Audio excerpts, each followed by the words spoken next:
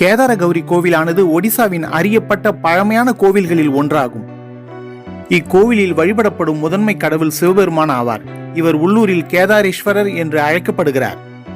முத்தேஸ்வரா கோவிலுக்கு அருகில் அமைந்துள்ள இக்கோவில் புவனேஸ்வரில் உள்ள 8 அஷ்டசம்பு கோவில்களில் ஒன்றாகும்.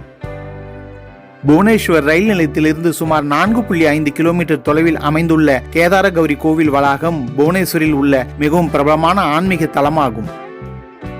புவனேஸ்வரில் அஷ்டசம்பு என்று அழைக்கப்படும் ஒரே அளவு மற்றும் பரிமாணத்தில் 8 கோவில்கள் உள்ளன. அஷ்ட என்றால் 8 மற்றும் சம்பு என்பது சிவபெருமானின் மற்றொரு பெயரை குறிக்கிறது. இக்கோவில் அதில் ஒன்றாகும். மேலும் அவற்றில் 5 ஒரே சீரமைப்பில் அமைக்கப்பட்டிருப்பவை பஞ்ச பாண்டவர் என்றும் அழைக்கப்படுகின்றன. கேதார் கௌரி கோவில் உண்மையில் 2 தனித்தனி கோவில்களை கொண்ட ஒரு வளாகமாகும். ஒன்று சிவபெருமானுக்கும் மற்றொன்று பார்வதி தேவிக்கும் அர்ப்பணிக்கப்பட்டுள்ளது. முழு வீடியோ நம்ம லேண்ட்மார்க் சேனல்ல இருக்கு. லிங்க் டிஸ்கிரிப்ஷன்ல கொடுத்திருக்கிறேன். கண்டிப்பா பாருங்கள். லைக், ஷேர், சப்ஸ்கிரைப் பண்ணுங்க.